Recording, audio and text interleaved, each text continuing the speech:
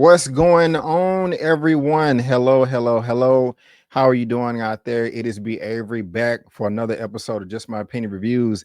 The season finale or the show finale, Bel-Air season 4. It is episode 1. Lamont, what did you think about this episode, sir? Let us have it. General impressions.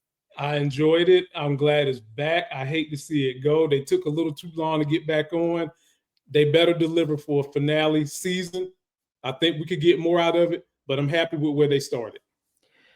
Lamont, I am so glad to be back as well. I really did enjoy the show. I think season 1 is still my favorite, maybe season 2. I know it's definitely not season 3, Definitely not. but when I hit play, I didn't remember anything that happened before. I'm really glad they gave us that recap because I pretty much forgot everything, to be honest with you. I forgot that LaMarcus passed away, Yeah. because he got hit on the field. They thought he was okay. He got married and then, passed away on the honeymoon. I forgot all about Amaya and her crashing out and overdosing in the pool. So that recap was very, very necessary. While I did enjoy this episode and I was just thrilled to be back to see this proud black family, I wasn't in love with it. There was some things that frustrated me, and it was a bit confusing. One of the reasons is the time jump. We got a cliffhanger of LaMarcus dying on his honeymoon. So I wanted to see the immediate aftermath of that. How did Hillary react? How did the rest of the family react? How did the rest of the world or the country or all of his colleagues, love friends? But I feel like we kind of just skipped over that. Like there was no funeral or anything. It just, he died and now we're, in the future. And also, what the hell is going on with Geoffrey being kidnapped and Will being snatched? I'm like, wait a minute. When did this happen? And I was confused because when we were looking in present day, now in episode 1, he has just a regular cut. But last season, he had the hot box fade. And so I had to rewind, like, wait a minute, did I blink too fast or something? What did I miss? And so afterwards, after I finished the episode, I went back, and watched the last episode of season 3, episode 10. And there was none of that. There was no Geoffrey and Will and a garage and him getting snatched up. And so so a good chunk of this episode when I was watching it, I didn't know what the hell was going on. I felt kind of silly. I felt kind of dumb. I felt just like, what am I doing here? Am I getting old? Am I having amnesia? I'm not trying to be funny. I'm being serious. What do you think about all that? I'm laughing because I felt the same way, brother, because I'm sitting here like, I just complained that they took too long to come back. And I hate it when series do that. I get they're trying to make us go back and watch the previous season via the streaming service, but I ain't got no time for that. I want the show to come back quick enough so I don't got to do that. So I'm sitting here like, when did Will get snatched up? When did Geoffrey save him? And sadly, I also forgot that LaMarcus died. I do remember Hillary and Jazz kissing, and I think they might have even messed around. I kind of remember that, but I never remember LaMarcus dying. And so both of those is kind of like shocks to me. And I kind of got lost too when Aunt Viv, revealed she was pregnant. I was like, did that happen last season or was this season? So yeah, I'm with you, BA. Those time jumps, they went like Marvel MCU. We have incursions going on. I like that right there. But guys, don't get it twisted. I mean, I still enjoyed the show. I think it's still great overall. Yep. And so kudos to everybody involved that put it together. It is a shame that this will be the last season. Especially with the way this ended. It seemed like, man, this season may be fire with the way that everything is popping off, but I don't want to jump too far ahead. But I was a bit irritated with that right there. One thing I will say positive is everybody's hair and makeup was on point with this episode. I mean, the edge ups were crisp to the T. Like they was going to the biggest ball in the land and they were just trying to show up and show out. So got to give it up to the hair and makeup. Carlton's lineup was nice. Will's was nice. Jazz was nice. He had the little parts and cuts all on the side of his head. Hillary, everybody was looking good, man. Even little baby Ashley, and I kind of feel weird, saying that, but her hair and makeup was interesting too, and I like that. And we see that she has a new boyfriend. Yeah, He has a new boyfriend. And they kissing and smooching and hugging and booty rubbing in the hallways of the school. I yeah, I gotta say that tickled you. I gotta say, I love the energy that Carlton and Will were giving this dude right here. Like, ain't gonna be no smashing my little sister, my little cousin. 100%. That's how you do it. It reminded me of Bad Boys 2 when Will and Martin rushed the door like, hey, and had the gun and all that and pistol, I ain't going back. I ain't going back and all that, I liked all that, man. How did you feel about them checking the new boyfriend? Man, you took the words right out of my mouth. I felt like that was Will and Carlton's embodiment of Marcus and Will Smith's character. I felt like that was the embodiment of the way they treated who we wound up liking in this last movie. I forgot his name too, but that's how they treated my man. And then I'm looking at Carlton like, dude, Carlton, you like 5 foot nothing. And I know this dude is a freshman and you are a senior. But dude, you too little to be in his face like that. Now, even Will was smaller than this dude, and Will is tall. I'm like, y'all better be watching it. But that's what made it feel like Bad Boys, because if you remember, Old Boy was taller than Marcus. He was taller than Will Smith. And that's why I felt like they probably did rip this from the show. But I love how they put it in there. I love the way the boy was behaving. And has Ashley now finally decided that she's going to go the way of Dickley and not carpet munching? Where we at with that? I was going to bring that up, but I was like, how do I want to enter this area of sexual orientation? Which I'm both of them. Don't look like y'all make no mistake. Lamont fights for y'all to love, do what you want to do. If you want to jump in the trash can and love Oscar the Grouch, be my guest. I just want to know where they're taking her story. Right. Yes, it did. I didn't. You said Oscar the Grouch. I'm not gonna lie, man, because they did bring it up in season 3. That she was either gay, lesbian, or bisexual. But it was shoehorned in. I didn't feel like it was organic. I just kind of felt like the studio was checking the box, like, oh, inclusion. Let's make sure we include a gay character, a trans character. It was ridiculous, and so. I again, like you, I don't mind that it's there. Gay people exist, lesbian exists, but they've always existed, since the beginning of time or recorded history. But it's just, it's just the execution, the delivery. Is this a real genuine relationship or feelings, or are you just trying to appease people and pander to them, because you want to appear that you're being inclusion, and when you fail at that, when the writing is bad, it just falls in his face. And so but actually she did piss me off in this episode, like big time. Me too. God, I don't know if this is going to come back up later on in the season. I mean, it has to. Little Nikki is arriving, and I just thought about this. In the original show, Little Nicky, of course, he was born, but then he ended up being like 5, 6, 7, 8 years old. If this is the last season, unless they're going to do another massive time jump, we're not going to see that. We're not going to see baby Nikki, because this is the final season, unless the ratings are just through the roof and everybody's just clamoring, please give us a Bel-Air season 5, 6. So that's disappointing right there.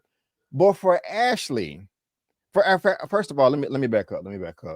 For Aunt Viv to tell Joan that she was pregnant before her husband, I don't like it. I don't either. I don't like it. The first person you should tell is the husband, is the daddy, because the baby would not be here if it wasn't for him. And well, of course, it wouldn't be here if it wasn't for you. It takes two. It doesn't take one. Yes, it's the woman's body and all of that. And I do feel that women should have 100% control over the whole body. So we can nip that argument in the bud. But I was disappointed when she told Joan. I like Joan's reaction. She was like, oh, she sat down. This is amazing. I guess you and Fia have been getting your groove on. Oh, girl.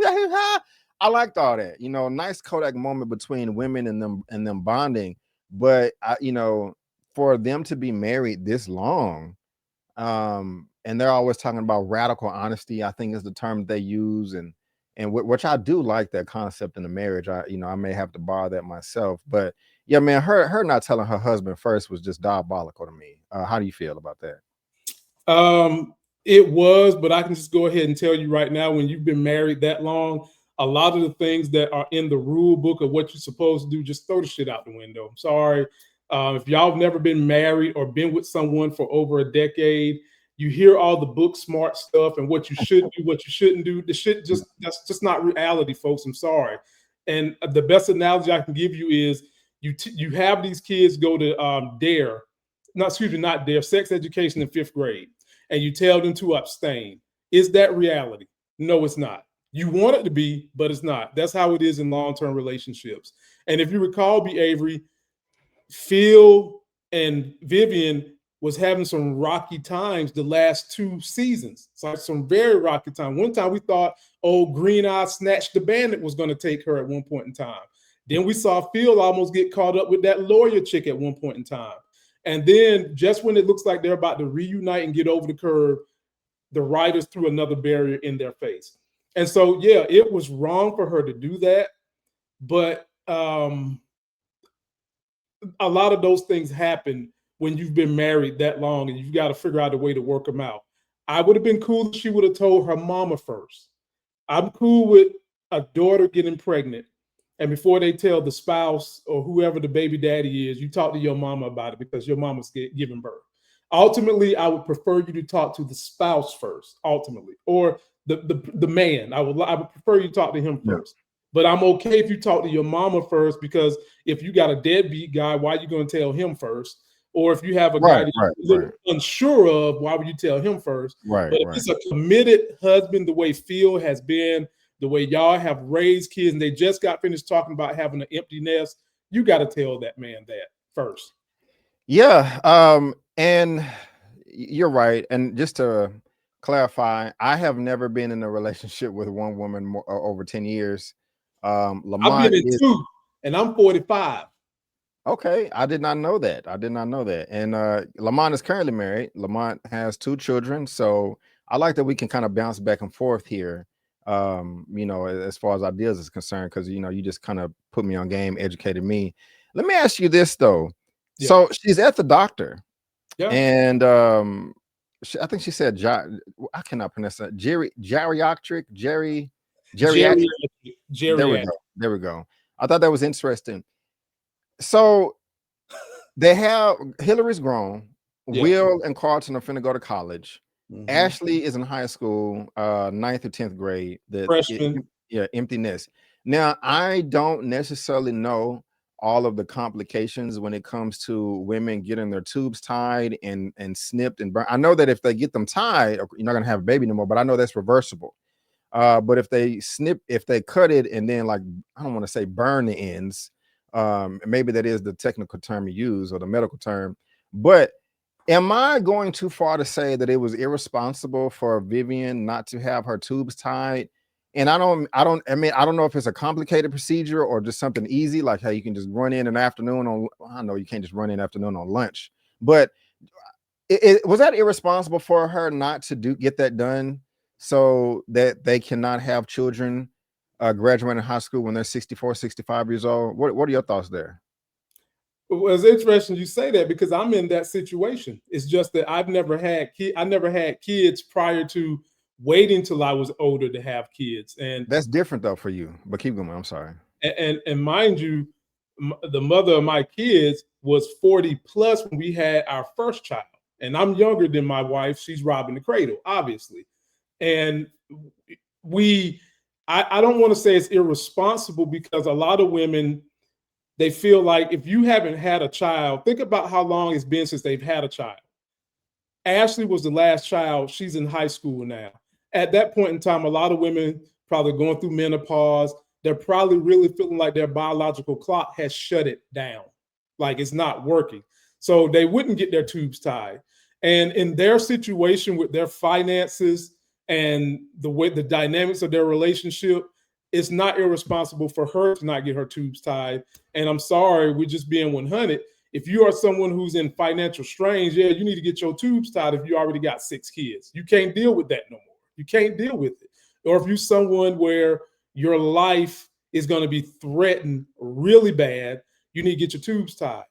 But nowadays, more and more women have fought father time and are having kids beyond the age of 35, even though the complications go up significantly at 35 because the lady's eggs aren't as virile anymore.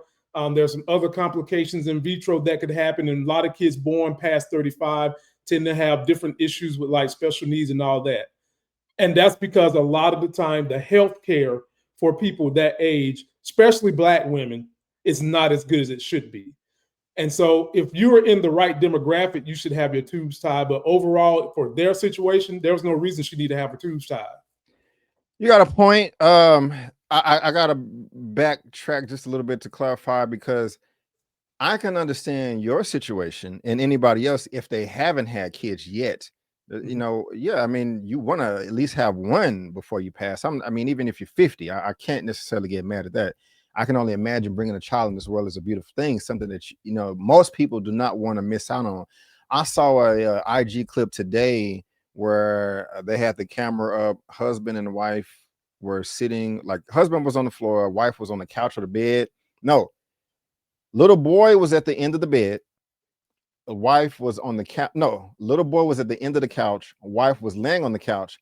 Husband came in and sat at the bottom of the couch in front of the wife. The son came over, sat right by the dad. Dad put his arm around him. It was a beautiful Kodak moment. I saw one of the first comments. It was like, man, I'm 45 years old. I haven't had children yet. I hope that God blesses me, you know, one day so I can experience this. I was like, oh my goodness gracious, that's wonderful right there. So, and also, I guess you're right too, because I mean, if Ashley was her last child, I know they're not using condoms. That's stupid. You're married. So he been shooting up the club this whole time, and she hasn't gotten pregnant in 15, 16 years. So Right. I mean, why would she think that? That's just really interesting though. You shooting the club up for 15 years and you don't get pregnant. That's interesting how that works. I need to do some more reading and stuff. And Avery, there's other ways, there's other non-invasive ways for women to have birth control now without getting the stuff snipped. You can put the IED in, and that lasts 10 years, stuff like that. And maybe she had maybe, you know, the writers could spin this. She had an IED, it expired, she didn't go get it fixed or whatever, and then boom, you know, my man swinging the bat that shoot nothing but home runs, okay? And bam, you stuck with baby Nikki. If they make it baby Nikki, they could make it baby Nikki as in boy Nikki, not Nicholas. There you go. There you go. And you brought up that this family has wealth. I mean, we've been knowing that. How much you think that house costs? 50 million or 100 million? Considering they said that they are a billionaire family and it's in California, that house is probably $100 million house, bro. Yeah. Like, yeah. If you was to get that same house here in North Carolina, you could literally get that probably for like 20 million, but not in California. Really? Okay. Oh, man, yeah, not in California. That's a big ass difference right there. Carlton's bedroom is like damn near as big as my whole apartment, bro. Like this. Straight up, man. His closet, closet is as big as my apartment for real. Craziness, man. Man. Craziness. But you know, that's wonderful. You know, I love to see it, man. I love to see it. But and we're gonna get their audience. Don't let me fool you. We on the come up now. Don't let them fool you. We on the come up. We about to be in a Bel-Air mansion where we stay at. Right on, my brother. I love it. I love it. But staying on the pregnancy, man. Like, okay, Ashley, she stumbled upon the pregnancy test. Yeah. Why are you taking this to school, man, and showing your classmates? Like, you are so out of pocket.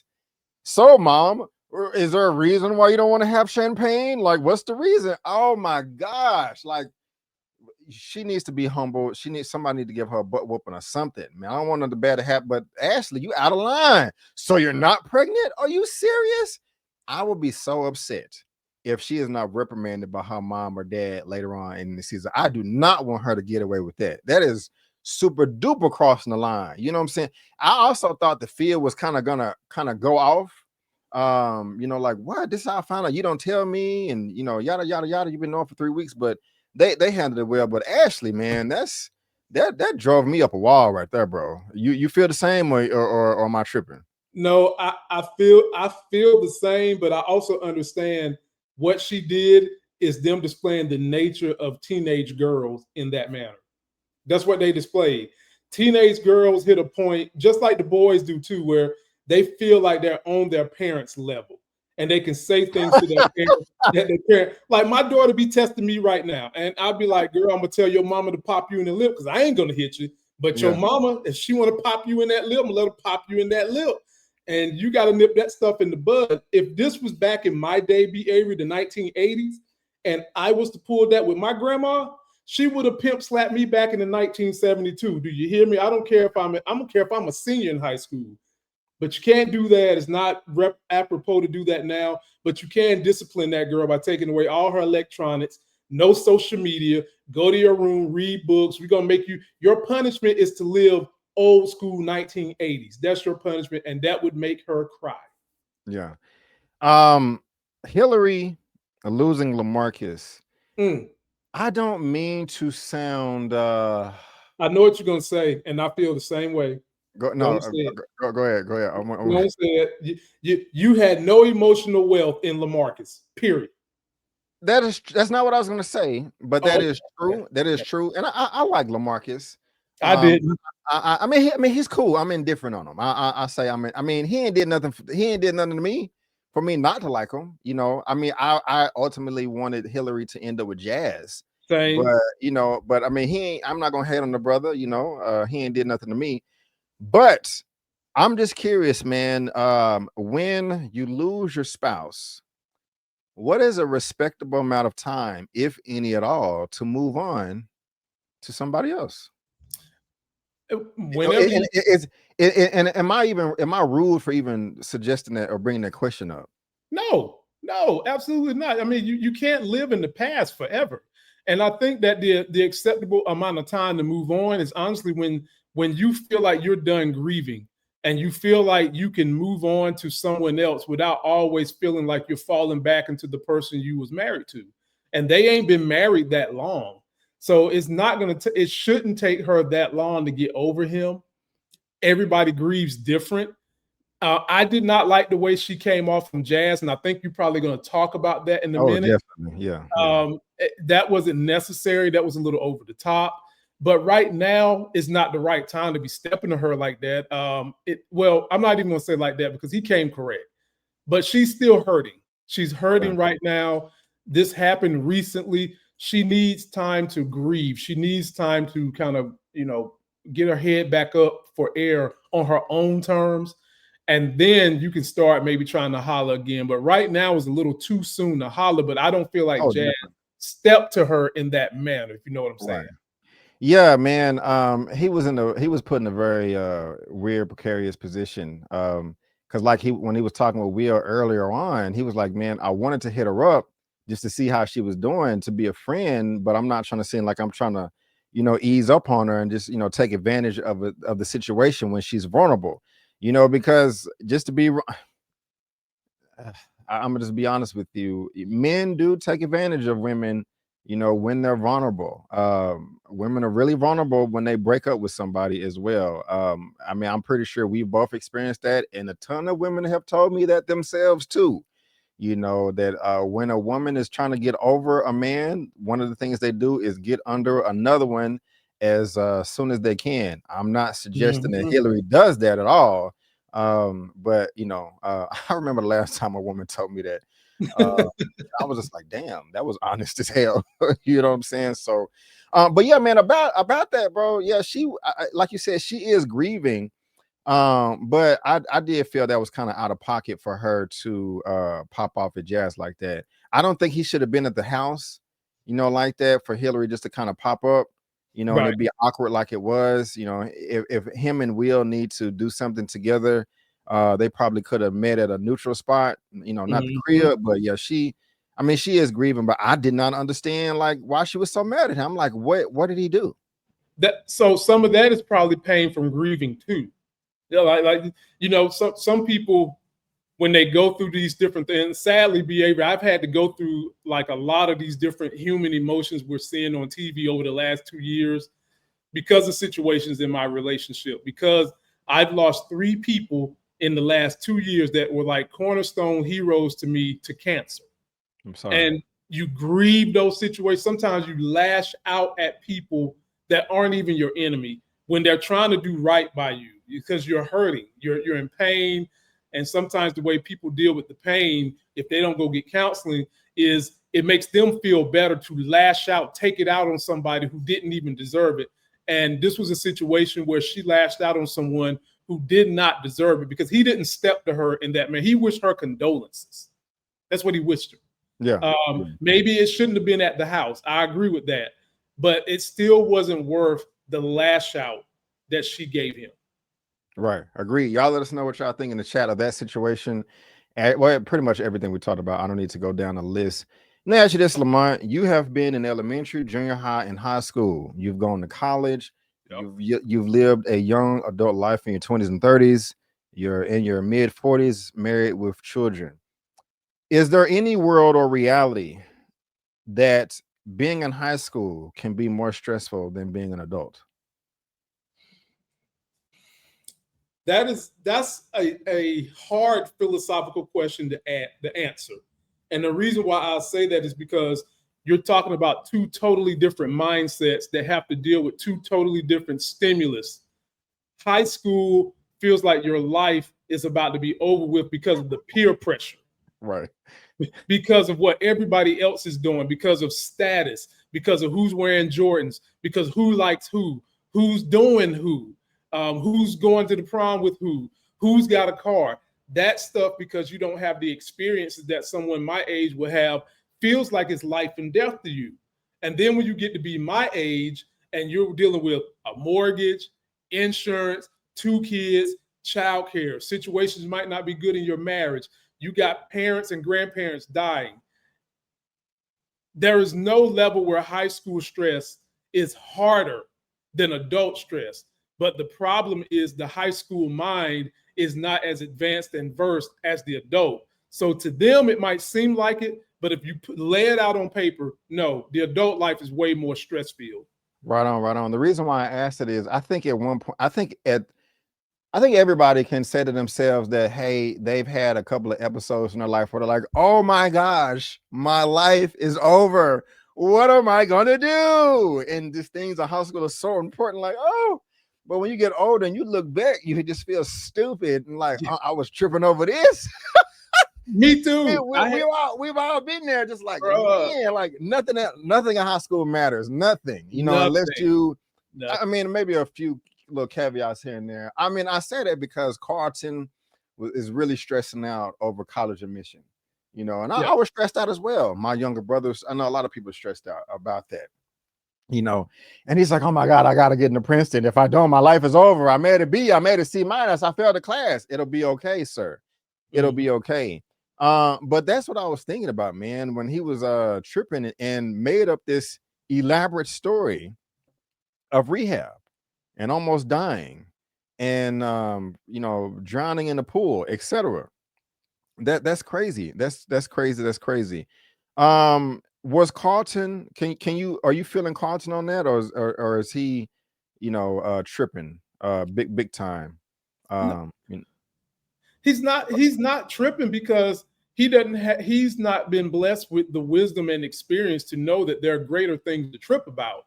So to him, if he doesn't get into his number 1 pick college, it seems like life and death. Now, what you learn after you get older, if you get denied that college, what makes the human being the best person they can be is when adversity is thrown your way and you find a creative way to overcome it. And let's just say he didn't get into Princeton. What's wrong with Harvard? Right. Hell, what's wrong with Wake Forest? As long as you get there and you perform properly, nobody cares. Nobody becomes a doctor and then they look at the school you went to and worry about, did you make it? You're a doctor. You have to pass a board exam regardless of what school you go to. Nobody cares if you made C's and D's. You pass that board exam. So whatever he wants to do as a professional, as long as he passes that board exam, he's going to be good. But he doesn't understand that because he's so young. And right now he's just thinking, if I don't get in, my life is over. That's it. Now, I don't mean to like check you like this, but because I know like you and your wife are in the medical field, like they don't care if you make C's and D's. Well, that was just a joke. Okay. Like you can't really make a D or a C really in any of those programs, but you can make Yeah. B's. And Okay. do you care if your doctor makes B's if he's done 100,000 surgeries and never lost a patient? Okay. I'm curious. I don't know, man. What name would you prefer? Legacy Heights or Minority? What was the name? Minority. Damn it, I forgot the name of the. You know what I'm trying to say. Yeah. Minority Marketplace. What name would you have gone with for the new development that Phil and his colleague are working on? And do you trust that other guy as well? Because he's trying to do kickbacks and stuff and feel like I don't want no part of that, bro. I got too much riding on me over here. You trying to get a brother caught up. Where you at there? You ready for me to go ahead and give predictions about all that? Yeah, they've already set the booty up. No, Phil cannot trust his partner. And what the dude used to play in, what was the show he played in? God, I can't think of the name of it, man. I'm getting old, but I had jokes when he played in a show that used to come on the USA Network. Audience, help me out with this. But no, you can't trust him.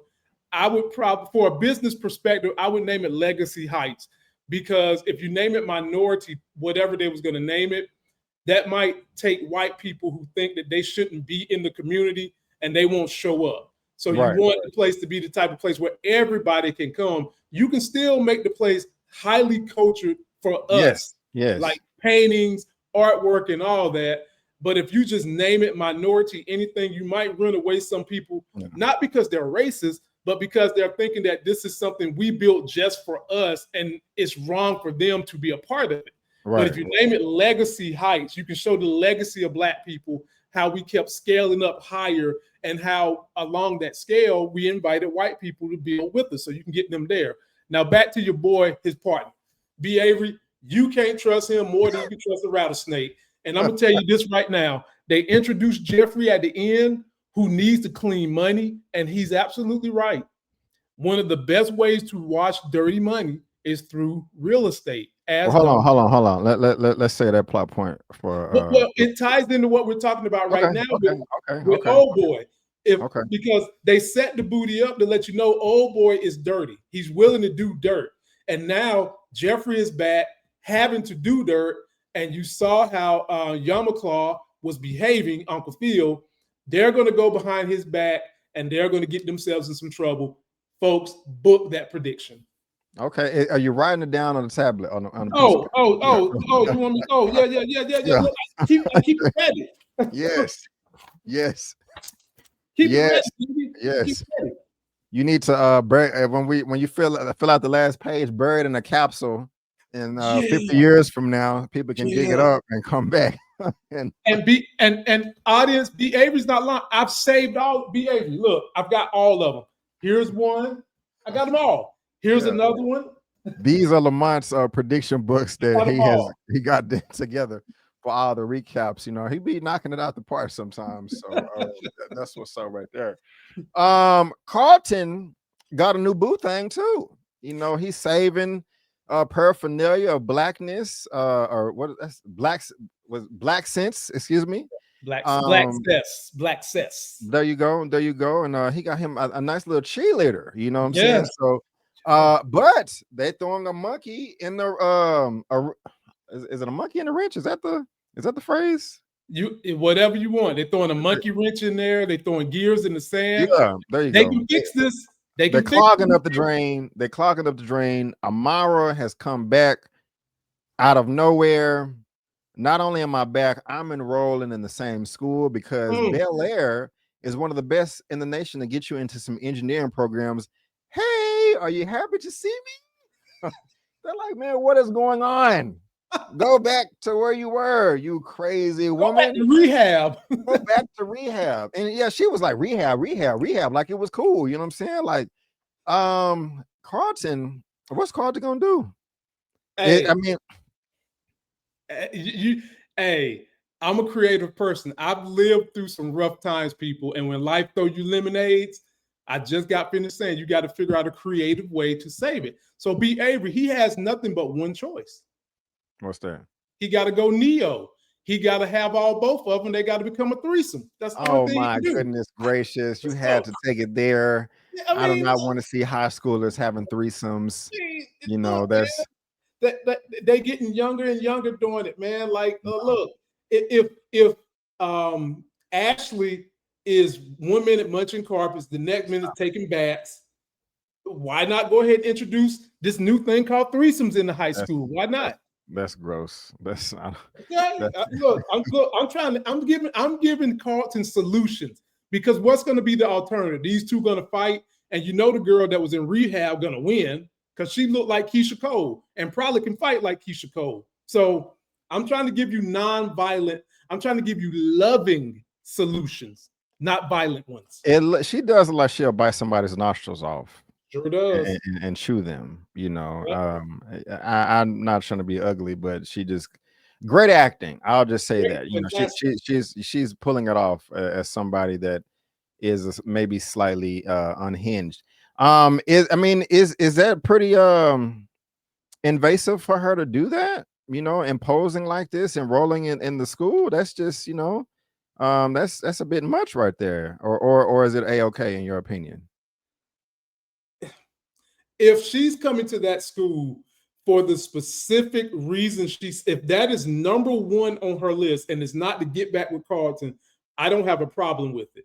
But what I fear is that was her list is not just one thing. Like everybody talks about people vote based on one item, and that is just a lie. People have like 2 or 3 of their most important things that they lump together.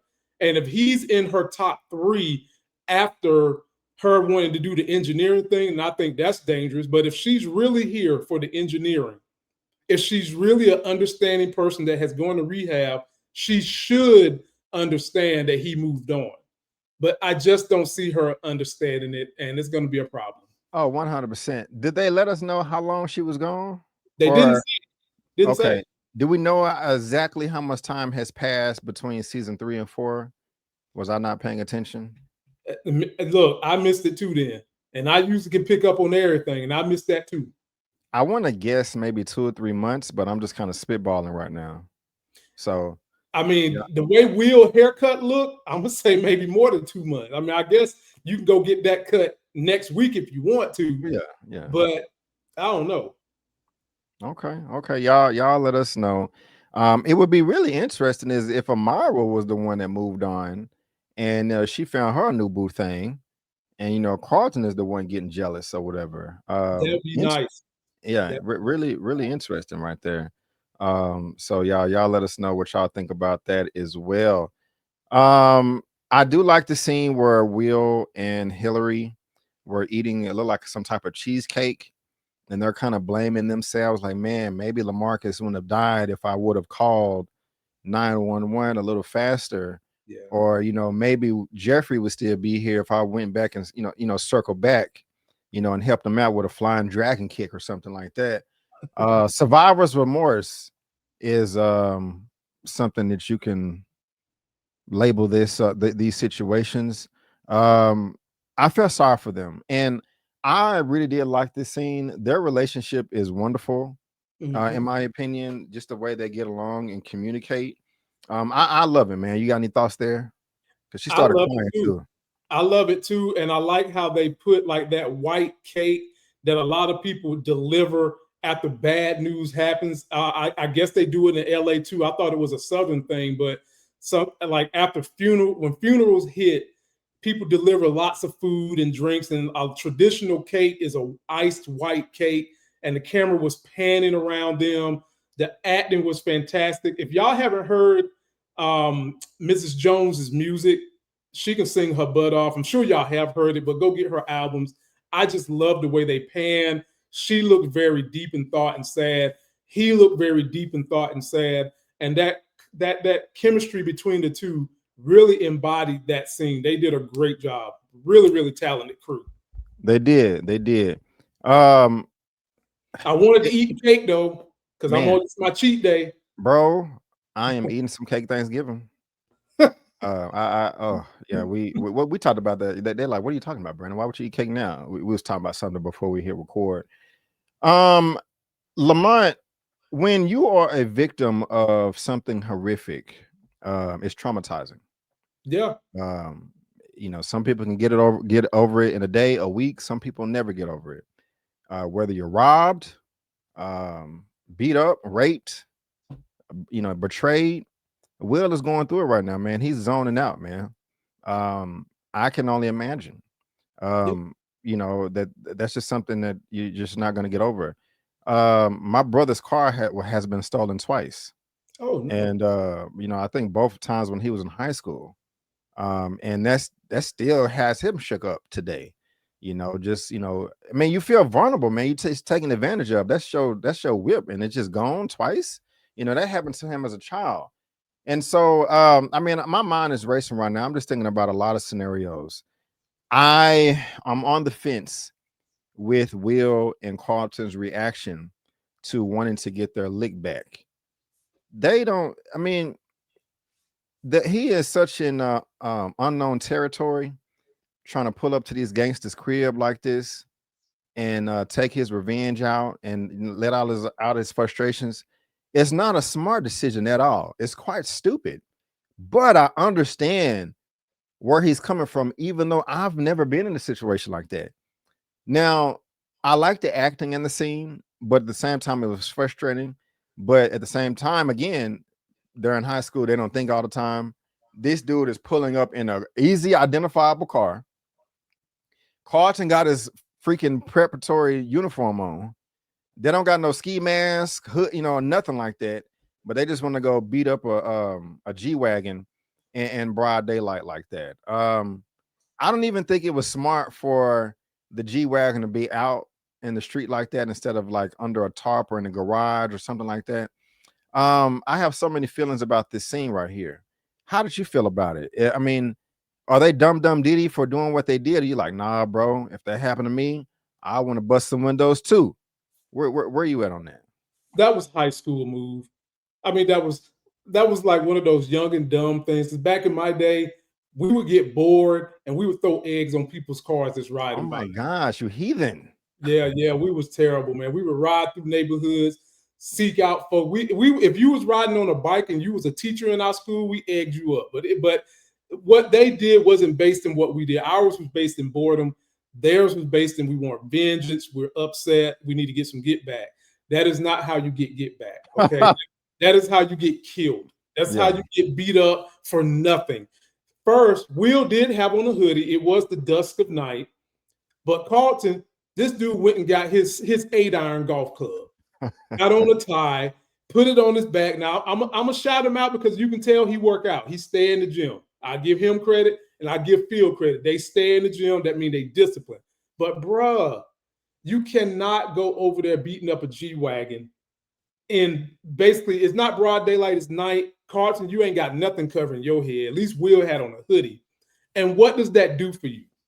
How does that make you feel better? Does it make you feel better that you beat up a car? You didn't do nothing to the human beings that did this. A smarter plan would have been to wait for Geoffrey, figure out how Geoffrey can help you get in and get the people that really done this, and then get your vengeance. Not like this. This right here could risk what you did, risk a whole lot more than what it satisfies in your vengeance.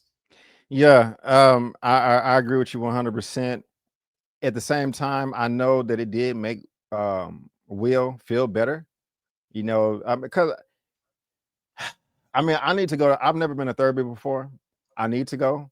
I'm not. When I say that, I don't mean to sound just so dramatic, like my life is just horrible. But I mean, we all go through things. I have too, because there's just stuff that happened to me when I was younger that I just need to talk to somebody about. A professional, especially if I want to get married someday and have kids. I want to have the best mindset as possible. Will definitely does need to do that, and I understand he wants to get back, but I'm going to give you a extreme example right here that um I remember hearing, and this has happened a lot, but I remember hearing a story on the news where a father, and I heard this a number of times in the news, like a father heard a rumbling in his home in the middle of the night. He goes in his daughter's bedroom, and there was a somebody broke in and was trying to like rape or sexually molest his daughter. and he had to beat the brakes off of him, and the guy got away. Hopped out the window and got away. I remember another situation where um, a man found another man that broke into his home, and he was like sexually molesting his little boy. He beat his ass to a pulp, called 911, like, hey, 911, y'all need to come to my house right now. There was a man that broke into my home. He was taking advantage of my child. I beat him to death. I beat his ass down. He's bleeding on my floor right now. Y'all need to come and get him. In a situation like that, the little boy, the little children, they're going to be traumatized for life. Right. In that time that you're waiting for the police to come to sweep up all the mess, will you allow your child or your loved one to, like, okay, I beat his ass, I want you to get your licks in right now too, so that you can, kind of get your power back? Am I making sense right now? Is that something that you would do, or am I making sense? I don't feel like I'm articulating the right way, because I mean that child, that victim is gonna, 5 years, 10 years, 15, 20 years from now, they're not gonna be able to get over that. They're always gonna feel bad and want some type of revenge. But it may help them in that moment, if those fathers allowed them to get like a lick in or a kick in or something like that. Like, does that make sense? Have you seen For Color Girls? Yeah. Okay. The woman that she was raped by that nasty monster. Later on in the movie that was off screen, he tried to take advantage of somebody else. She stabbed him in the neck. They brought the first rape victim down to the hospital, the morgue, to see the dead body. Like, hey, is this the guy that raped you a couple of weeks ago too? She said, yes, that's him. She went over to the dead body and she slapped him. I know that made her feel good. That's what I'm talking about right there. Is it necessary for victims to have those small moments like that of revenge, to feel better and to get through that situation? Am I making sense, or am I sound like a crazy person? No, you articulated it fine, but a therapist would tell you no, that's not necessary. A therapist would, even because I'm a 45-year-old and I get therapy every month, and I went through couples therapy, and I'm a black male who completely believes in it, because therapy helps you get your thoughts together, it helps you communicate better, it helps you understand yourself better, and when you understand yourself better, you can deal with others better. It's an alpha male move, and everybody needs it, whether you deny it or not. And a therapist would tell you no, you shouldn't hit that person back. You release that anger through something else that doesn't deal with the entity that created, is what a therapist would say. And I'm gonna give you an example. It's not a parallel to what happened, but it's just a situation. It's an extreme situation of, you do something in the moment that feels good, but later on it hurts you. And Okay. well, I'm not even going to give that example, but what you just said is something that you do in the moment that feels good, and then later on you might have regrets that you slapped that person, because you hit that person because you gave them power to make you do something. That's what you did. When it was already over, the person's dead, your daddy done monkey whipped them. There's no need for you to do that. All you're doing is creating more caveats in your brain later on when you have to talk to the therapist that you've got to overcome. And a therapist will say you don't need to do that. But I get what you're saying, that it gives you a momentary release, but is that release worth it on the long run? I'm not saying that I'm right, but I still think I would want to get the hit in, bro. Me personally.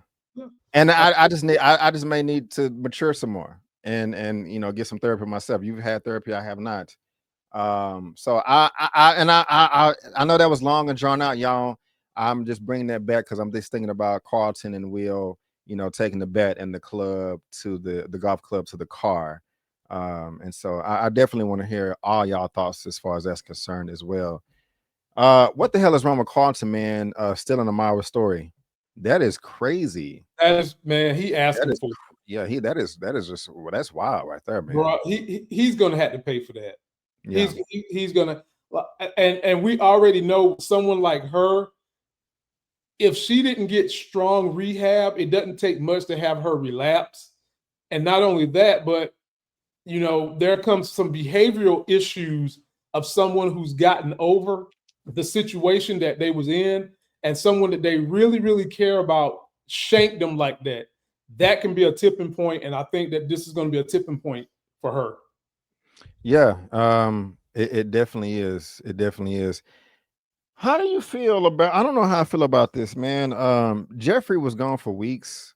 They didn't want to get the cops involved because Phil said, "I don't want to call the cops on a gang that abducted their own member." I mean, but if it's gonna save his life, I Yeah, but mean, that's he's worried about he's worried about putting everybody else in the household in danger because even though you're supposed to be anonymous, gang true cartel folks can figure out who did what, and that's probably what Uncle Phil is worried about. you got a point. You got a point. You got a point. Okay, okay. I'm mad at Geoffrey though, bro. He offered them to the Lions, man, to the slaughter. He did. You made a deal like this? That you agreed to it? Yeah, I know that the Lincoln Heights thing was on the press news because Phil asked him, like, "Hey, man, did you give them not this idea?" He was like, "No, it was all over the press." But he still agreed to it, bro. Like, I like Geoffrey, but you just might have to take a bullet. I Mm, mean, you. This is mm, a life that you chose, man. You when you in that life, it's really hard to get out. And that's no experience. So I can't experience. I have not experienced that myself, but we all know that's true. yeah, You know, when we cover power, we talk about that all the time. There's rarely anybody that gets out alive. You either end up dead or in jail. right. Or And both. now, yeah, and Geoffrey, even though he walked away from this 20, 30 years ago, tried to pay him off with a bag of cash from the original Geoffrey. That's just interesting to me. You know, they still coming back, and it's like, nah, we got, I'm assuming, millions of dollars that we need to wash, and we wanted to go through the banks. And I know this wasn't in the episode; it was in the preview for what's coming on in the season, in the future season. But Veman was like, "Did you agree to this?" Phil was like, "Hell no!" But that's a crazy position that Geoffrey put this family in, and I don't like it. I don't like it. I think I love Geoffrey up until this moment right here. The only way, I can see him wig his way. I mean, they had to have threatened the whole family or something like, if you do not allow us to launder this money, we're gonna kill all the banks. Mm-hmm. Um, yeah. How you feeling, bro, about that? Well, first thing I thought was when he talked about them laundering the money and that's how he's going to get out, I said to myself, they're going to make a deal with that partner, which I kind of already discussed earlier in this trailer. They're going to make a deal with that. That partner already showed you he's willing to be a little crooked. Uncle Phil, on the other hand, he wants to be above board.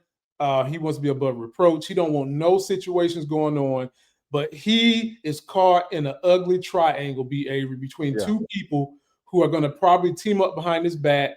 And what's going to wind up happening? I can see Phil stroking a check to save Geoffrey. I can see him stroking the check. Problem with that is, let's say he stroked the check. Can you trust it? Can you really trust it? They probably, organizations like that, when they let you live, it doesn't become about the money. It becomes about how they can use you for whatever they need to use you for, and for you to be a fall guy if something goes wrong. That's what it becomes about. And then it bothered me to see that Geoffrey is tough, and they done broke his arm. Yeah. Yeah. So I don't know how they're going to write them out of this because this is a chaotic situation. I don't know how he's getting up out of this a lot. And now Will done went and beat up the car. Yeah. It's tough, bro. It's tough. And you see that in the preview, they done demolished the whole house. So things are getting serious, man. Somebody may die. Is everybody gonna make it out in this season, or somebody gonna die? Somebody gonna die. Oh Damn yeah, it. that's gonna be a death. You Damn it. Damn it. you can go ahead and cool believe that. Okay. I'll ask you next week, what your prediction is as far as that. I want to see one more episode before we dive into that. What did I leave out, man? What else is lingering on your mind over there? You forgot to talk about how beautiful what's her name is golly, the one that Will is dating right now. And me and her chit chat back and forth. She would kick my butt if I don't remember her name. I'm wanting to call her by her real name, You talking about Lisa. Lisa? Yeah, Lisa. Lisa. Okay. Yeah, Yeah. yeah. Yeah. Simone is her Yeah. real name. Right. Um, Simone Joy Jones. yeah. Her name's Simone. And Simone, I know you watch these when I do them. I didn't say a thing about you, but girl, you got it going on. You are a phenomenal talent.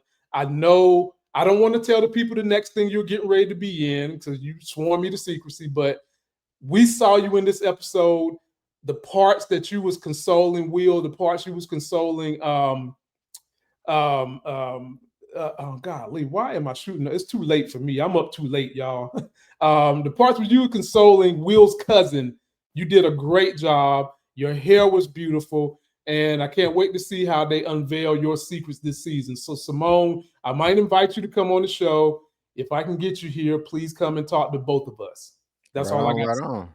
Right on. Oh yeah, she's from your neck of the woods, Greensboro, North Carolina. So Yep, that's Yamacraw. what's up right there.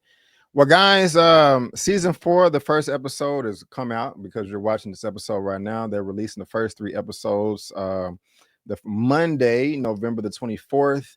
I am going to, yeah, this episode, of course, is released right now because you're watching it, but episode 2 will be coming out on Monday sometime in the afternoon, and episode 3 I'm going to release either Monday night or Tuesday morning. On my channel, I cannot stack videos. That's just, they will not perform well. I got to spread mine out. Some channels can do that, but I can't. I've learned that since I've had my YouTube channel. So episode 2 and 3 is coming. I'm just not release our recaps. I'm just not all releasing it all at one time. But guys, also check out our recaps for Welcome to Derry. And also, I think I may be covering Stranger Things season 5, and I also have a review on my channel for The Last Samurai Standing on Netflix, the Eddie Murphy documentary, and Selena y los Dinos. Subscribe to both of our channels. If you're watching this on my channel, please subscribe to Lamont. And if you're watching this on Lamont's channel, please subscribe to my channel. Links of all that is in the description box below. But we're going to head out of here. Make sure you subscribe and come back for our episode 2 recap. But before we go, don't forget, I'm B. Avery. That's Lamont, and that's just our opinion. Peace out, and we'll see you next time.